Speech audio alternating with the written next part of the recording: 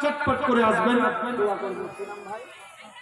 আশরাফুল হক নারায়ে তাকবীর, নারায়ে রিসালাত, জনাব আশরাফুল হক সাহেব 1000 টাকার দাতা।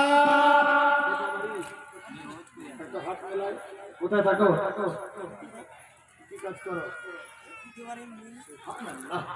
আল্লাহর হাতটা তোমার না হবে না, এইটা বলবো বিয়ে শাদী আল্লাহ আচ্ছা খোপা তাড়াতাড়ি বিয়ে করো ভাই,